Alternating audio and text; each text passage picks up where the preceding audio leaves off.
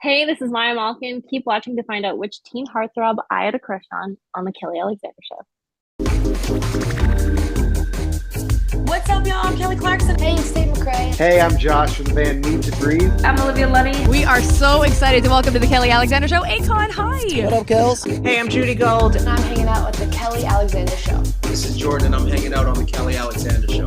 I'm Rob, and I'm hanging out on the Kelly Alexander Show. I'm hanging out with the Kelly Alexander Show right now. Jealous? We are very excited to welcome this young lady back to the Kelly Alexander Show. We've actually determined that it's been a decade since I've had you on the show, which is way too long. Maya Malkin, you are welcome to come back on anytime. So we're going to do this way quicker than 10 years. Heck She has yeah. a new album out called It's a Me Thing, and we have much to discuss. Maya, how are you? Let's start there. Honestly, like I'm good. I'm good, but definitely exhausted because I'm currently like my Toronto album launch is tomorrow, so I've been running around like with my head cut off the last week. But it's all good stuff, so it's it's positive. Amazing. So let us start with this is a sophomore album, and let's talk about pressure for that because they always talk about the sophomore jinx and all that stuff. Did you feel pressure, or were you just like, I'm doing this, like I'm going in, I have stuff to say, let's do it? That's a good question. I think I felt a little bit of pressure because I had some deadlines because I had the Ontario Arts and the Toronto Arts Council grants. So I was like, okay, I have to release it by like a certain date.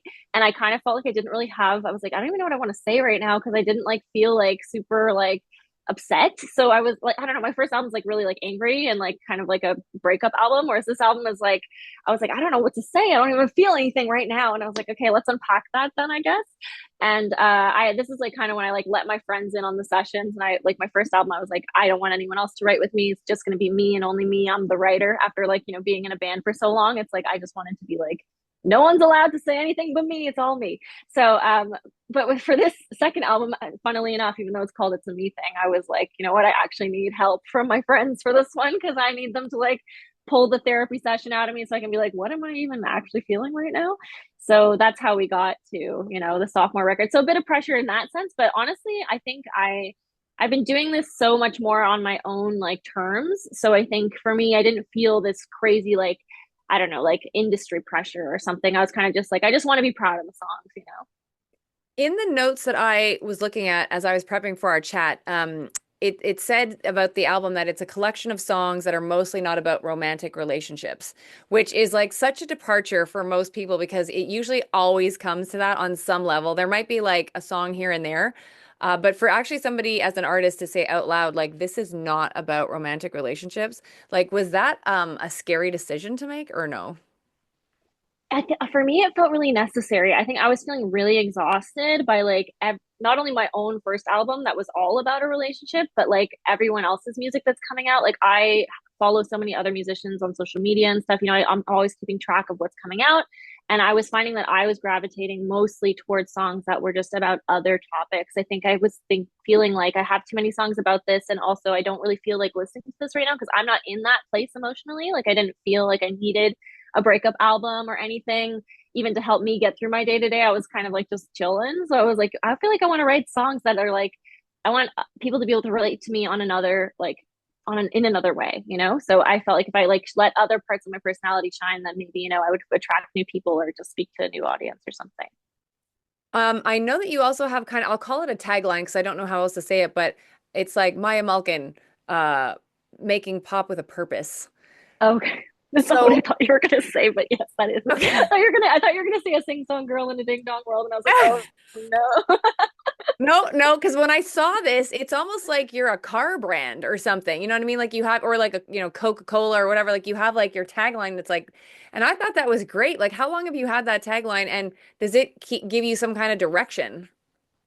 Yeah, I think, for the first album, when you listen to it, it is like I said, a breakup album, but it really speaks a lot more to like kind of like an abusive, toxic relationship that I was in and kind of like gender-based violence. There's like a song called Human Being on there and Goodbye, and it kind of goes into like what I went through in that relationship.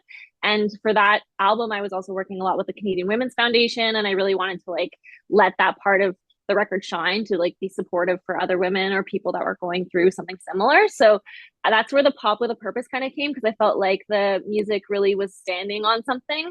This second album is a little less like I have something to say. It's like less of like, I don't know, like a stance on something, but it still feels very purposeful in the sense that I really care about how it sounds like I want the production to be really like amazing and I want the writing to be really good. And like I said, I had specific things I wanted to say that speak to my personality. There's like lots of songs about like mental health, about changing cities, about following your dreams, affirmations, you know. So yeah, it still feels like pop with a purpose, but a little bit less intense for this album, maybe. How would you describe your sound, and is it evolving still? Yeah, I mean, I feel like I throw like seven words at it every time someone's like, "What genre are you?" But yeah, I like indie pop with like some rock influences. That's kind of how I'm saying it right now. I think there are some songs on this album that lean way more pop, where I was almost out of my comfort zone. But it was cool because it's like, oh, I actually love these songs. Just when I was doing them, I was like, is this too much? Like, I feel like I need an electric guitar on there, like to make it feel like me. But then at the end of the day, those end up being some of my favorite ones. So I definitely was trying to push my sound with this one. I worked with, my producer, Father Bobby Townsend, and then also another producer named Jules, but he goes by 444 Boy. And he's this like Austrian German producer. And he was bringing kind of these like hyper pop elements to it and pushing it a little bit more pop. And then Robbie was coming in and we were trying to make what did for the first album, but like a bit more tight and more clean, to try to match kind of like Jules's energy as well, so that it felt like everything was cohesive on the record. So yeah, I think it definitely evolved from the first one. The first one feels a little bit more not like demo-y, but just like less tight as a record. Whereas this one's very like I wanted like every breath is gone, you know?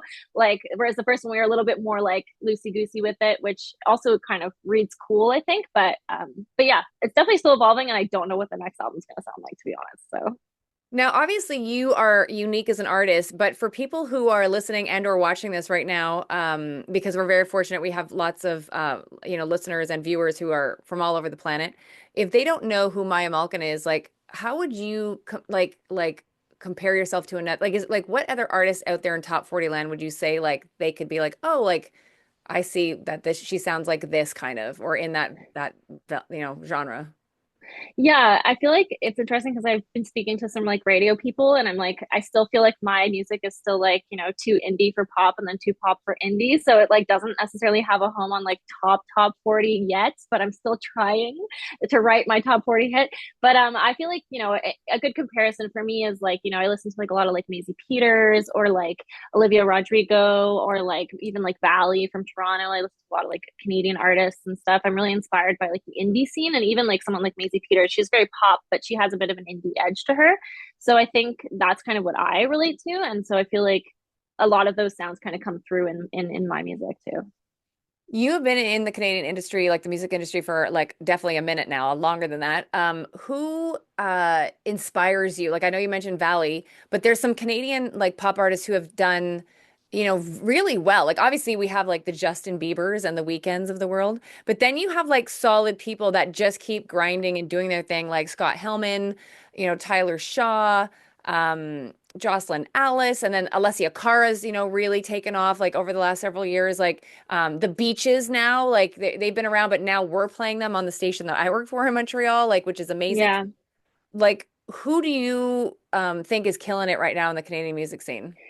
Well, I was gonna say the Beaches because I mean I remember playing Osheaga with them in 2014 with my other project, and we met at this garage clothing kind of like interview. Like they had a bunch of girl bands. They had bands that were female led, at the garage clothing kind of like pop up, and they were interviewing us and stuff. And we were like, oh God, you guys are like a band full of girls, and we're a band full of girls. This is fun. And so I met them there, but we didn't get a chance to see their set at Osheagas because I think our set times were crossed over or something. So, anyways, they came back to Montreal like a few months later, and I went to see them at Divan Orange, like tiny little venue, in Montreal.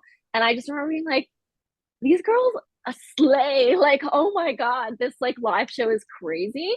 And so I followed them ever since. And I feel like I was just like seeing them just like grow and grow and grow. So it was really cool to see them like pop off the way they did. Like even Kylie, when I moved to Toronto, she played this live performance thing for me because I won a prize with RBC and Canada's Walk of Fame, and she came and she played guitar with me for that thing. Like I feel like I just like felt like, it was just like it was so cool to witness these people that I've known, I guess, for like over a decade. Yeah, like just kind of like finally get their big break. And then I just saw them at the Budweiser stage as well. And it was crazy. And they were like crying. And I was like, yeah, I would be too. If like, this is crazy, like, so yeah, I think beaches is definitely a huge inspo. People like Bali as well. I remember when they were just kind of like starting, and I remember being like, oh yeah, like that's a cool. They sound great, and then they like slowly were like opening for like Glenn and Stella and like these little opportunities. And as someone else who was in the Canadian industry, I'm like, these are big things that are gonna hopefully lead to bigger things for them as well, and clearly it did.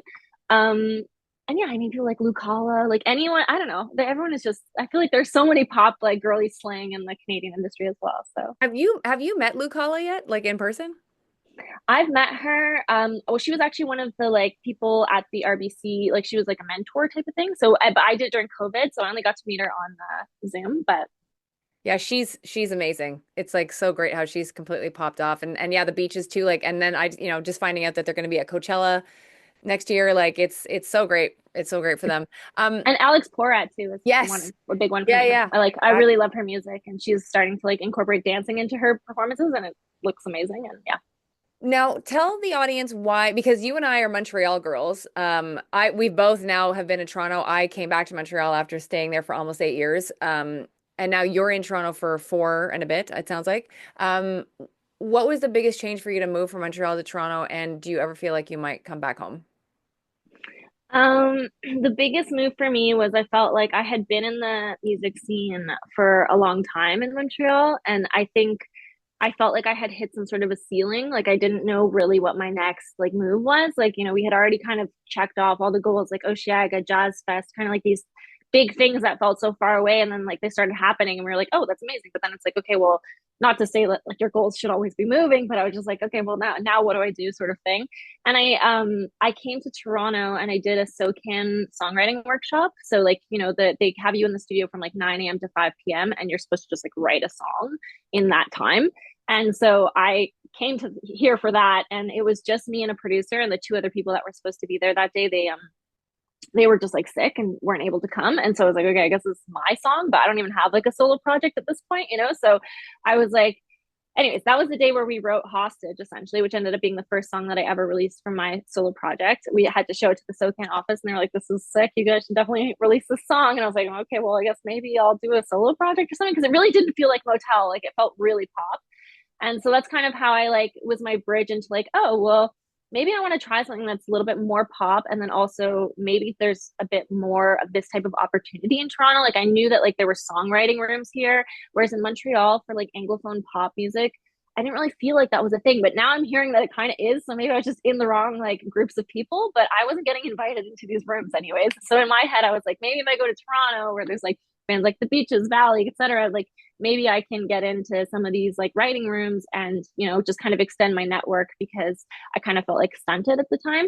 And yeah, I mean, I moved during COVID as well. And I always knew I wanted to move to Toronto. So I felt like when it was like, I'm not allowed to leave the house, I'm like, I may as well be experiencing like new streets and something new for my voice, for my brain, to not like completely lose it. So I think it was necessary for me at the time, like mental health wise. Talk to us a little bit again for people who don't know your backstory in the fact that you obviously you have the solo project, but you were and are part of Motel Raphael. How has it been to switch your brain around from being in a band to solo girl? It's a really interesting. I mean, I think there's like so many pros and cons, right? Like first and foremost, it's like way more lonely to do it alone. So I'm still like a very old school where I'm like, I want to have like a full band when I perform, because I don't like to just go up by myself. I feel like it's not as fun. And also same with like car rides and touring. It's like, I don't want to go alone. Like obviously I want to have friends with me. So I definitely come from a band background, and you can tell with that kind of thing.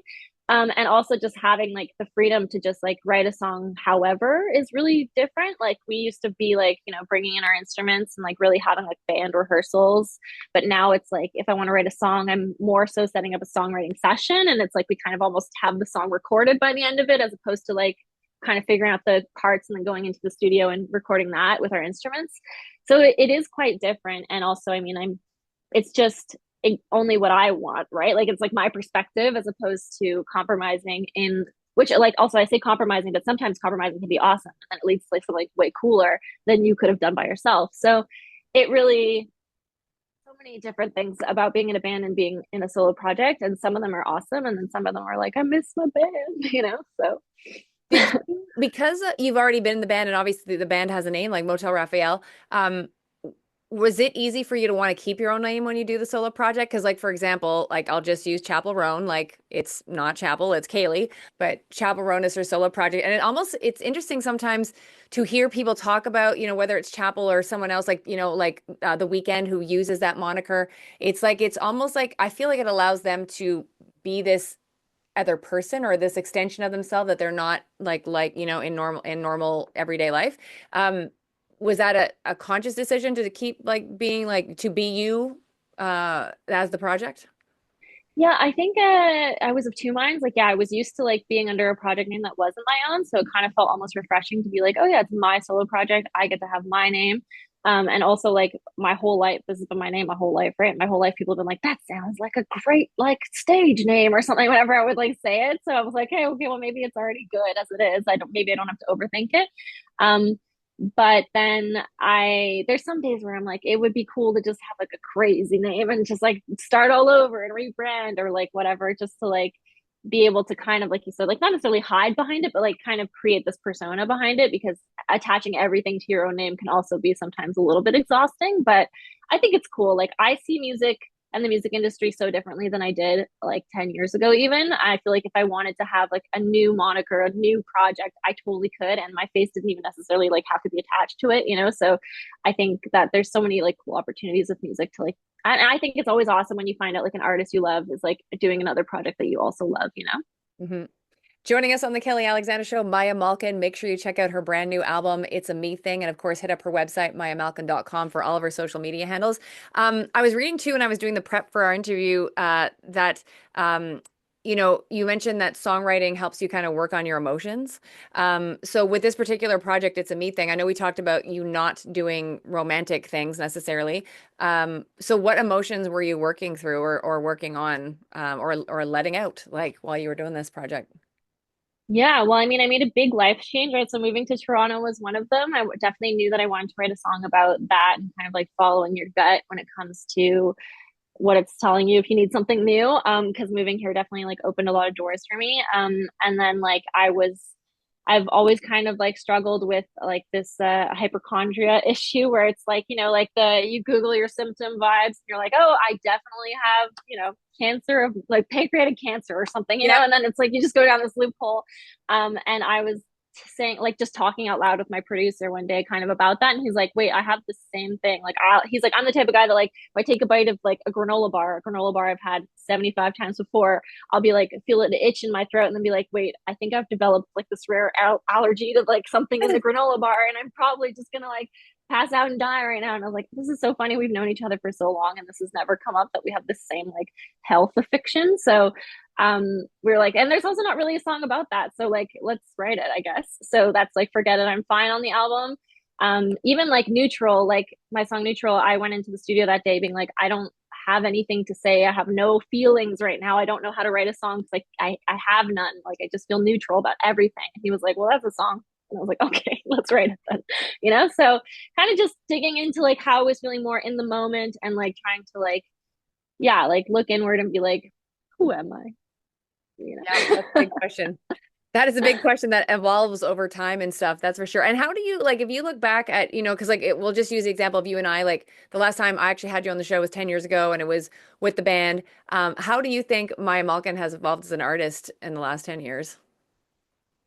I mean, I think I just try my best to like I don't know, keep an open mind. I don't even know if that's necessarily answering your question, but it's like, I think that in this industry it's so easy to be like told like you got to focus, like put all your eggs in one basket and do this and do that, whatever. But it's just came to a point where I was like, I want to like do my band and also have a solo project, and also the band can be country folk on the first album and then decide that we want to do an indie album the next one, and my project can be pop and then all of a sudden it can be rock if I wanted to. So I think, so many of my favorite artists, they like are dipping their toes in so many different genres, and I definitely don't want to like be pigeonholed into like one thing. I want to feel like I can just do what I want. I think it's also like, but yeah, when you have like industry around you and like a lot of people, a lot of hands in the pot, it kind of feels like also a bit more restrictive of like being told what to do. Whereas like now I have a much better like setup where I feel like I'm really the boss. And I love that. I was reading too, or I wanted to talk about your music videos. It definitely feels like they have personal and playful kind of elements to them and stuff. Like even for example, like the rollerblading and hostage. So how much of a hand do you have in figuring out your plot lines for your music videos? Oh, I mean, that is fully like I sat down with one of my oldest friends, like literally since I've known him since like grade 10 or something. And we were trying to figure out, like, okay, so who am I as a solo artist? We had, but neither of us had any idea because I was so used to being in the band. And I am like classically known for like loving Malcolm in the Middle in my friend group and like being like Frankie Muniz was my first ever like crush as like a young girl or whatever. Like, I don't know. He's like, he's not my type anymore. But then I was like, oh my God, watching that show or whatever. So I feel like I don't know. We were just kind of like sitting there, like being like, "What could we do?" And I was like, somehow we landed on Malcolm in the Middle, being like, "What is you?" And we were kind of like writing down the things that I liked. And then when we got to that, to Malcolm in the Middle, we were like, "Oh," I was like, "Oh, well, the first like episode I ever saw of Malcolm in the Middle is the one where Hal teaches Malcolm how to rollerblade, and that's like why I love Funky Town so much, like the song, and that's like what got me really into the show." And so we were like, "Oh, what if we like did like a recreation of that episode?" Like recasting it with our friends and stuff. And I don't know, that's kind of how like it all evolved. And so definitely a big hand in like in the music videos and the visual aspects. I wish I could like do more music videos. Like I want to do some for this album still, but yeah, we have to. I'm hopefully going to get a grant to do that because they're very expensive to make. So Actually, let's just quickly talk about that because you're not only Maya the artist, you're Maya the businesswoman. So how demanding is that now too? Because your solo project, like you having to get grants and do all that, because that is a lot of work. So how are you managing wanting to be creative person, but then also knowing you have to handle your business, like your actual business? yeah, it is a lot of work, but at the end of the day, it is helpful to have these deadlines with the grants to be like, okay, well, I can apply for a grant in October, and then if I get it, this is the plan, and if I don't get it, then this is the plan. So it can allow you to kind of like shape up out your years like properly. Like for this one, I knew I had this grant, the two grants, like probably like a year and a half in advance, and so I was able to record the album last summer and properly like plot the release schedule and all of that because I knew that by October, end of October this year, I had to like give in my final reports. So it really kind of like puts a fire under your butt to like get you going. Yeah. It's like, otherwise it's like if you're just the boss and you have to set the schedule, it's really easy to be like, oh well, I missed this deadline. I'm going to do it next month instead or whatever. So it's nice to have these grant deadlines, I find, to really, yeah, keep the ball rolling. Mhm. But yeah, it's a lot of work.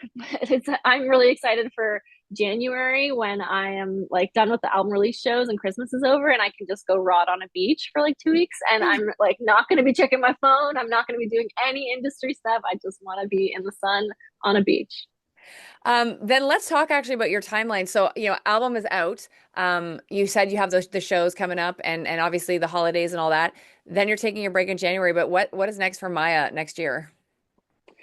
I mean, I did apply for a few more grants this year for ideally, I'm hoping to create an EP. So I have a few songs that like didn't make the cut for this album, and some of them are kind of like more relationshipy songs. So I was like, no, no, no, not this album. So I have some songs that I really love that are not out yet, and there was one too that I wrote at like the antisocial camp in New York in May that I also really really love. So I do want to get those out next year. I just am kind of still thinking about what the release schedule will look like, maybe a few months into the year. I do want to keep promoting this album because I feel like I was doing a song every 5 weeks this year, which was a lot. And so I feel like they didn't even necessarily get a chance to like fully like breathe. So I want to give some space so that I can keep kind of like pushing the songs and reminding people that they exist and maybe, attaching some visuals to some of them. And then I'll probably move on to the next project. But yeah, I already have like probably a good 5 or 6 songs that I could release. So That's amazing. Now, before I let you go, I just wanted to do a couple of questions. I like to call it fast facts with Maya Malkin. So, okay. Here we go. When you were a kid, whether it was in your high school locker or even on the walls in your room, like what artist or celebrity did you have hanging up there? Okay, I had a really big pink poster. I Nice. also had like a Zac Efron poster because I thought it was very hot back then, I guess. I also actually had this really creepy, like collaged, like every boy from like the OC or any movie that I like put together. Frankie Muniz was on there, by the way. And it was like this really creepy, like pull out thing that like my mom, I think, kept it, but I'm like, we gotta get rid of it. It makes me look really bad. What is always in your fridge? Ooh, okay, lactose-free Liberty yogurt, like plain. That is a commitment. That is very good. That is very good. Um, if you could sit down to dinner with any like top 40 artist or rock artist, either alive or dead, so that you could like, pick their brain, who would that be and why? Oh my God. I That's a really tough one. I feel like right now the answer, just because this is supposed to be fast and I could talk forever, I'll just say Chapel Roan because I feel like I have like she's so inspiring and I feel like a lot of her visual work is really awesome and I would just love to pick her brain about how she like comes up with the concepts and stuff. But yeah, I would need like there's so many people that I would love to do that with. But Chapel right now. Chapel. If you were able to be on a group text with any cast from a sitcom, whether the sitcom is still running or it's off air at this point, which group cast like text chain would you like to be on? I mean, I it's really hard for me not to say Malcolm in the Middle after I just said how much I love that. I mean, also Bryan Cranston would be awesome to talk to, I think. So yeah, I'm gonna stick with Malcolm in the Middle for that one. Amazing. And if you weren't living in Toronto or Montreal, where would you be living? As a probably rotting on a beach in California somewhere. San Diego was really awesome. Los Angeles, maybe one of those. Okay, that sounds good. And I do want to ask you if you have a message for your Montreal fans who have been with you forever. Oh my God. I mean, I love you guys so much. Montreal still feels like home whenever I go there. I can't stop like saying like that's the best city in the world. So yeah, I love you guys. And also you should come to my show on November 29th. Yes, can you tell people where that's going to be and how they can get tickets? Yes, it's at Le Ministère on Friday, November 29th, and you can get tickets on the Ministère website, or it's also like in the link in my bio on Instagram. Amazing. Maya, it's been so great to catch up with you have you on the show, and you're welcome back anytime and please sooner than 10 years. Yeah, next time sooner than 10 years. And also come to the show if you're free, or if not, let's hang out in Montreal. Amazing. So Maya Malkin, again, don't forget that her new album is out. It's a me thing. Hit up her website, Maya Malkin, for all the details and to follow her on all of her social media platforms. Thank you so much. Hey, it's Kelly Alexander, and thank you so much for watching. Please make sure to subscribe to our YouTube channel, youtube.com/Kelly Alexander Show, so you are the first in line for all the cool content coming your way.